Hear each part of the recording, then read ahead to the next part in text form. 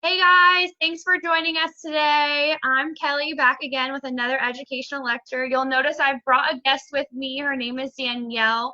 I know when I'm not an expert in things, and Danielle knows all things bees. So today, when we talk about pollinators, I'll leave the bees to Danielle and I'll be covering butterflies. A little bit about me, what I do, where I work. So I work for the county. I work for St. Johns County, which is the surrounding St. Augustine area. And we're really lucky that we have such diverse habitats here that house so many different kinds of pollinators. And today we'll talk about just how many native pollinators we have that maybe you didn't even know about. I specifically work for our Parks and Rec department, so normally I would be bringing you these talks at our libraries and seeing you in person and talking to you about all the awesome things Parks and Rec is doing. But the beauty of doing it this way is you get to do it in your pajamas, and you don't even have to leave your house to get all of this good info. So the Parks and Rec department covers everything from the beaches to the boat ramps to the trails. That's really the part that I specialize in. We do other things as well, like football fields and softball fields. What the role I play in our department, though, is Parks Naturalist. It is the best job in the whole county. In a non-pandemic situation, I'm going on beach walks. I'm taking people kayaking. I am bringing these talks to you live in person, where sometimes it makes sense to bring live animals like an alligator. So check us out when this is all over. Come see me in person and let's do some cool things together and learn some fun stuff. Today's talk will be on pollinators. So just a super basic, what the heck is pollination before we get started today. Pollination is a super important part of the plant life cycle when pollen is transferred from one plant to another. And this basically triggers the process of producing fruit or seeds. So it looks something like this. My little bee. He goes from one flower to another flower, gets some pollen on him, and that process produces seeds or fruit. So our most powerful group of pollinators are bees. And so like I said, I brought in a guest today to talk to you guys about bees because she is a certified master beekeeper. She has gone to school literally to study bees. So I'm going to turn it over to her and let her introduce herself and take it away with bees. Thanks, Kelly. My name is Danielle Brooks, and I own the honey truck here in St. Johns County. I am, like Kelly said, a certified master beekeeper. I went to UF for their bee college, and I've taken several courses and done public speaking. And I'm currently a certified master beekeeper working on becoming a master craftsman beekeeper. I am also a certified Welsh honey judge. So that means we are doing honey competitions, and I know a lot about honey and I know a lot about bees. And so you can kind of see the picture of me and my husband. I often refer to him as my luscious piece of white chocolate. We recently welcomed our first child in December. And then you can see a picture of our truck and just a couple of my certifications. And yeah, so I'm here to talk to you about bees. Bees are just, honeybees specifically, are just the tip of the iceberg when it comes to bees. So when I talk about bees with kids in schools, I kind of say, yes, I keep honeybees, but I'm also an advocate for all of our native pollinators and bees as well. There's a whole slew of insects, as you can see. This is just one board that has a couple of our native pollinators on it. To give you some facts about native bees, there are 315 different types of native bees in Florida, and 19 of them are endemic to Northeast Florida. So what that means is they can only be found here and nowhere else in the world. And as a beekeeper, it is my job, I feel, to protect these pollinators as well as honeybees. And honeybees are social, and bees can also be solitary, which means they live alone. So honeybees live in a colony, which means they are social, they interact with one another. And then solitary native bees are, they live alone, they go out to mate, but then they come back to their home alone, they lay their eggs. And we're gonna talk a little bit more about that as we go through each specific native bee. Our first native bee is a mason bee, and It's the top little guy there. You can see he's really small, or she, I should say. I can't say he because most of the when they go out and pollinate things, they are the female bee that does that. And so mason bees, you may have seen some of their nests. They use mud.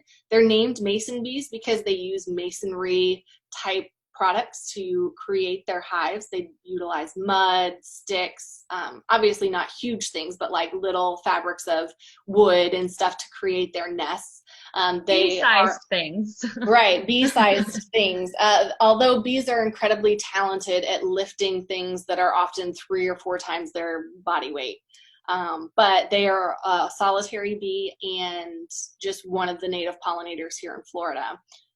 We also have leafcutter bees, which if you are a gardener, I'm sure that you have run across a leafcutter bee. They are the ones that will chisel out perfect circles in your ornamental plants. And so I know that gardeners view them as a pest because it can look a little weird with all these holes cut out in your leaves, but trust me, native pollinators need that resource and it's not damaging to your plant. It won't, leafcutter bees are not going to aggressively take out all of these holes in your plant enough to destroy it. So if you're okay with it, it's my personal plea that you just allow them to use it because they will take these little perfect circles and they will find a hollow hole in some decaying wood or just kind of anything that's out in nature, and they will take that little leaf and they will line it, the little circle with it, and they'll create these long tubes, and the queen leafcutter bee will go out and she'll mate and she'll come back and she'll lay an egg, and she will then put some nectar and pollen in there, and then she'll cap it, and that's considered an individual cell, and then she'll move from that cell to this cell and she'll just keep building out.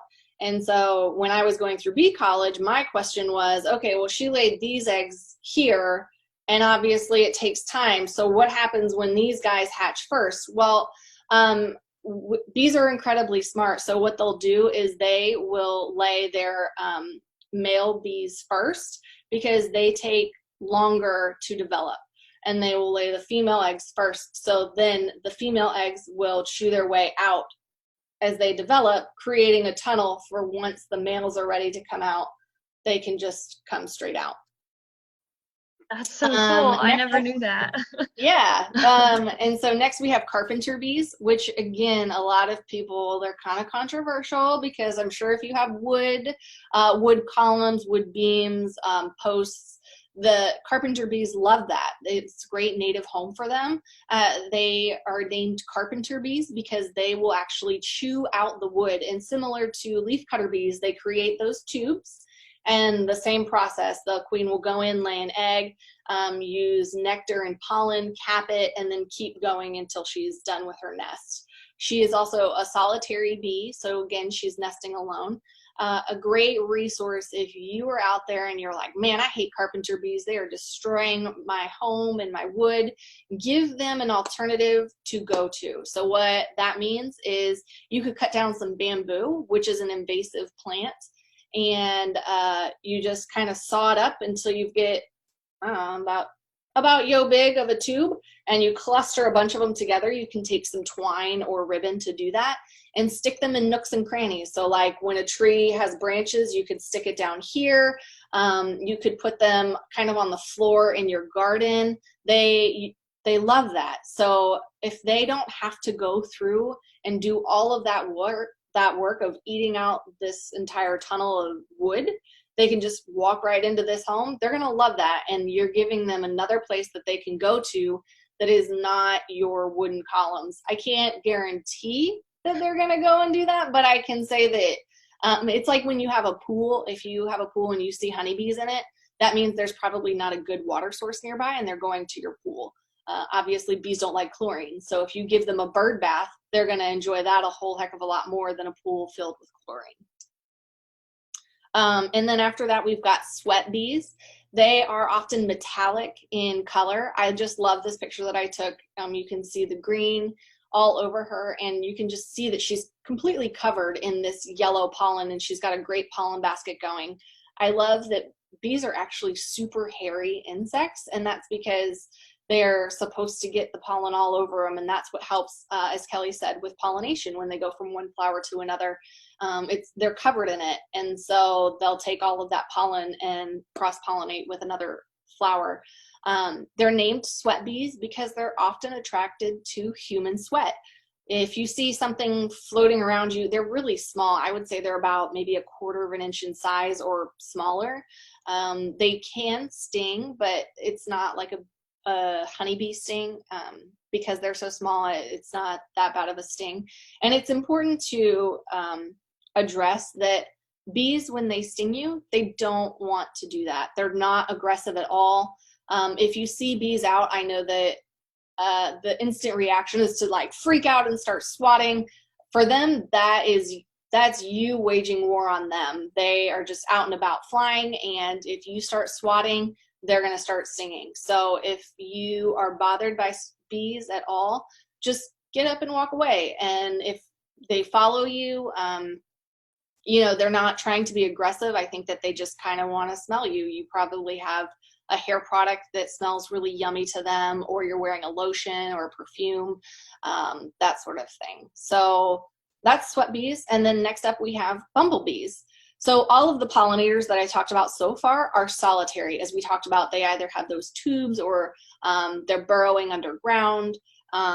They live alone.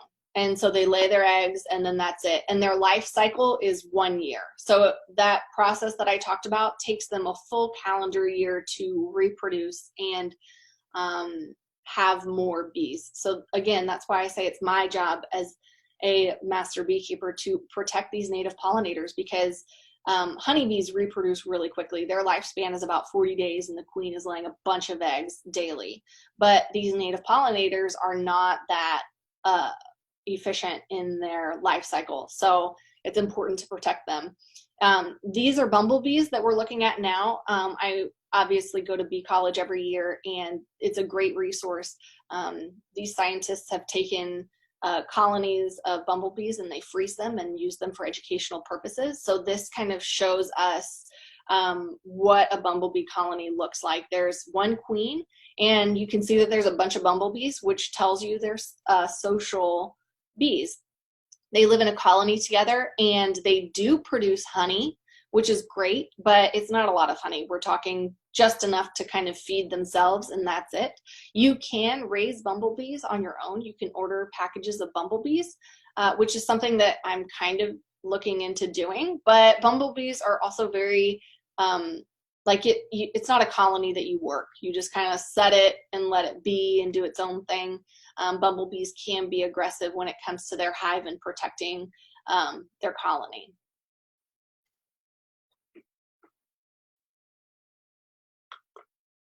And then we've got honeybees, which is my specialty. I love honeybees. A little fun fact, how I got into beekeeping. I just kind of decided one day, I was like, bees kind of scare me a little bit, but I think that this could be something, a fear that I can conquer. And so my husband graciously was like, Danielle, that's a great idea, but I think you should find somebody who has a beehive before you go and purchase your own, and make sure that you are not going to be fearful with these stinging insects. So that's what I did. I found someone through our St. Johns County Beekeepers Association who was gracious enough to let me come and see inside their beehive and work it with them to make sure that I wasn't going to freak out about it. And I got my first beehive. And then with bees, it's just kind of, it just grows, and you suddenly find yourself with 20 colonies, and you're like, this is great. I love it. It's amazing. So honeybees are not native to the United States. They were imported from Europe, and that's why they're called the European honeybee. As you can see by this picture, there's a bunch of them. So honeybees are social. They live in a colony together.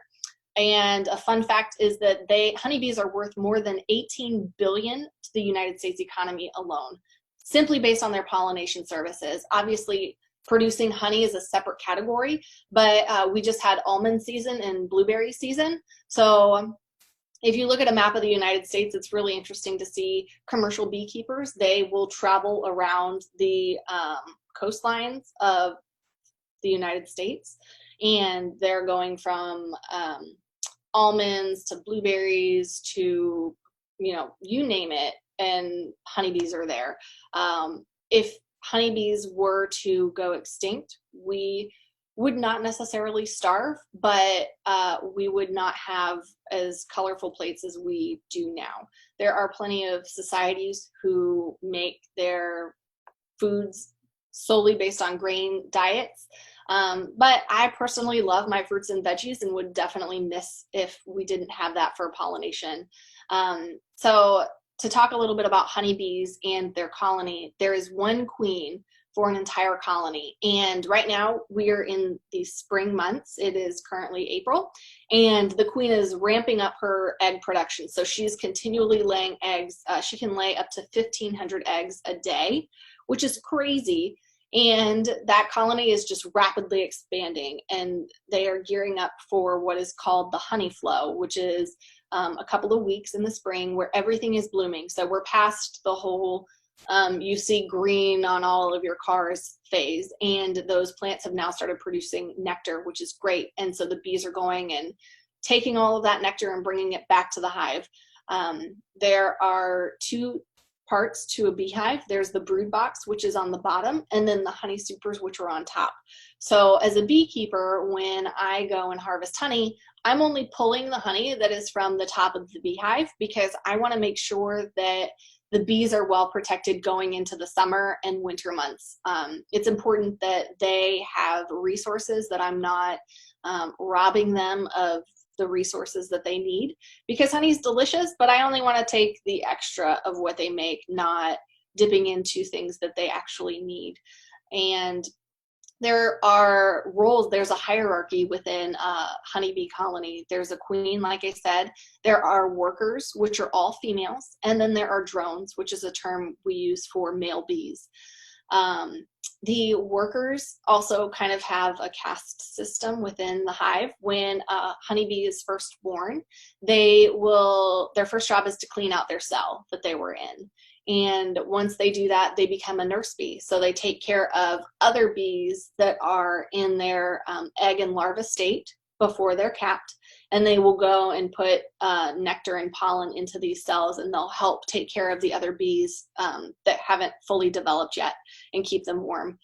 Then after that, they kind of go into more of a transporter, where they're receiving honey from forager bees and transporting it up into the hive or putting it into honey supers. And then they can become an undertaker bee, which kind of is my favorite role of a bee. It's really cool to watch. I know that sounds so morbid, but it's incredible to watch these bees, and you can see it in the morning. Obviously, if a queen's laying 1,500 eggs a day, honeybees, their life cycle is only about 40 days. And so there's a lot of bees that just naturally die in a hive. Bees work themselves to death, so their wings will get really tattered. I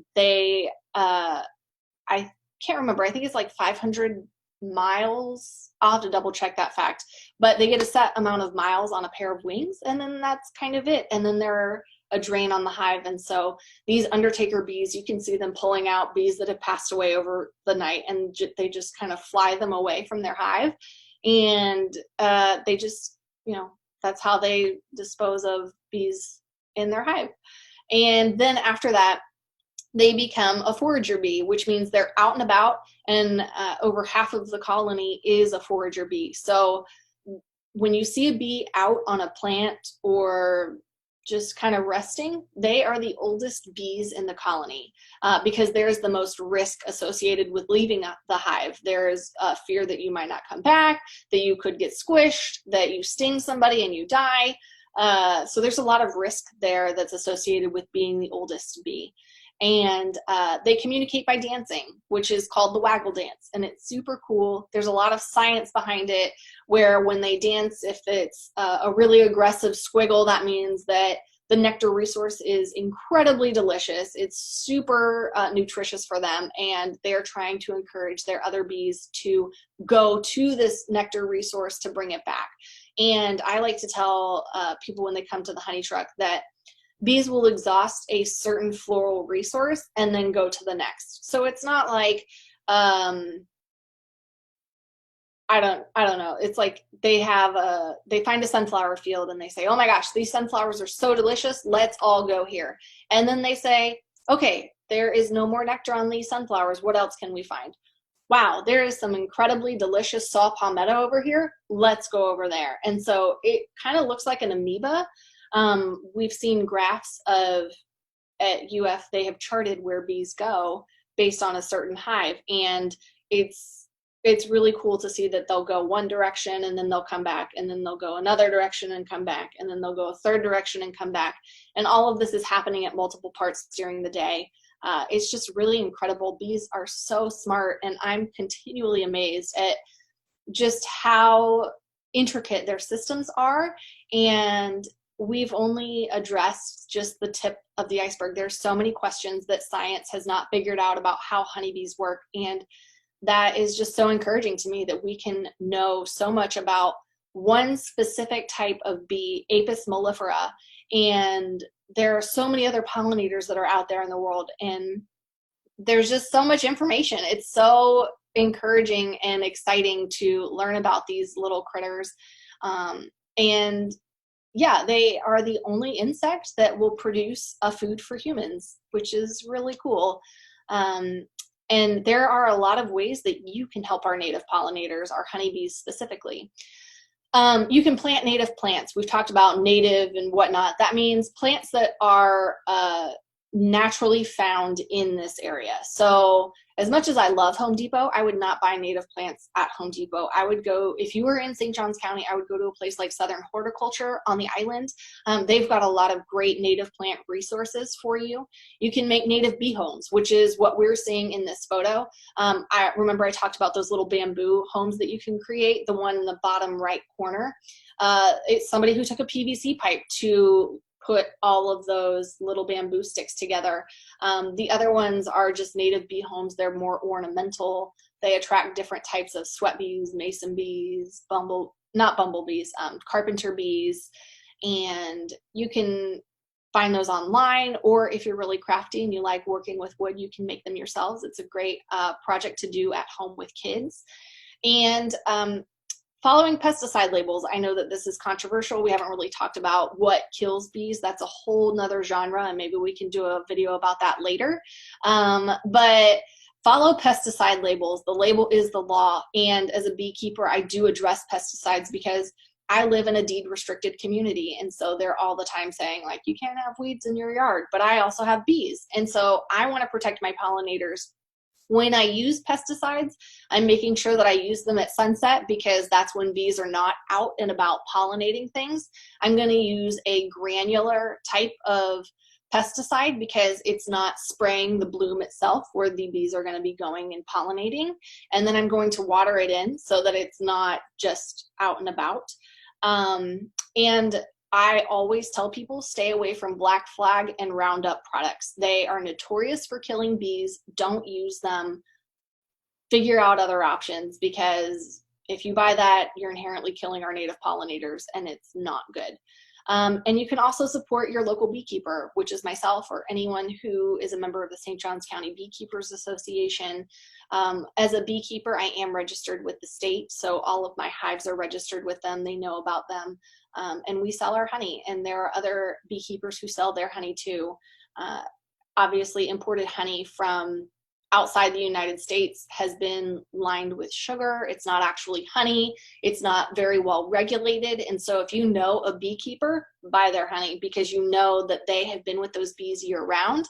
They can tell you the amount of time they've spent in those beehives, if they've had to requeen recently, the floral sources that those bees are going to. We're just a huge treasure trove of information about what goes into your honey. So support your local beekeepers. And those are just, I said 3 ways to help, but I actually listed 4, so you got a bonus way to help. But those are just 4 of the ways that you can help our beekeepers and native pollinators. Yeah, and she was talking about pesticides, but really in any of the teachings that I go to, even the talk I gave on invasive species, where some of them you have to use chemicals to remove them, which are herbicides. You don't have a choice; they're just evil, and if you cut them down, they're just going to keep growing. As with any chemical, pesticide, herbicide, even fertilizers, follow the instructions, don't overuse them, make sure you're using them properly. There's a time, there's a place, there's certain circumstances and a certain amount that you need to use, and that's really important for our ecosystem as a whole, but it's really important for our pollinators. So as we I think that people look for immediate results because we're in such an immediate society. You spray it, you want to see weeds dead the next day. And that's just not how these pesticides work. They are a slow release because there is actually a lot of regulation on pesticides. And I know that UF and our bee community is lobbying really hard to enforce those regulations on pesticide companies. They are slow release so that over time they're not going to just come out and kill bees.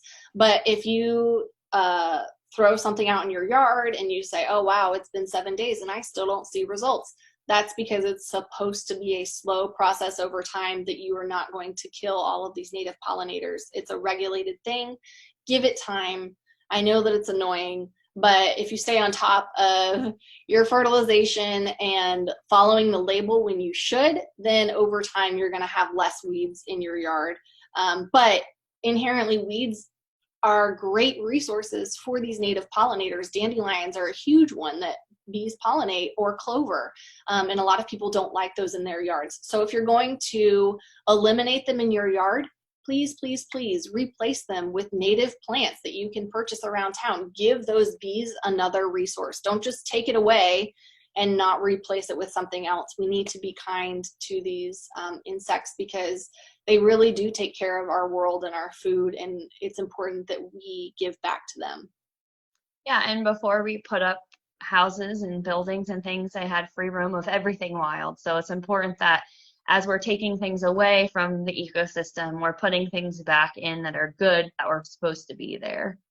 But as we segue from bees to butterflies, I'm going to let Danielle go. She's got a busy life, but I do want to point out that, she really gave the most important part of this talk, because bees are the largest group of pollinators. They're the most effective at pollinating. As we talk about butterflies here, butterflies, we always call things butterfly gardens. You hear that term all the time, but really they're pollinator gardens, because butterflies are actually not that great at pollinating in comparison to bees. But they're a lot prettier to look at. Yeah, they are. But yeah, these butterflies, like Danielle was talking about, those bees are really fuzzy and hairy, and so they have lots of places for pollen to stick onto. These butterflies have minimal places for pollen to stick onto. They have really long legs. Their body is often not even touching the flower.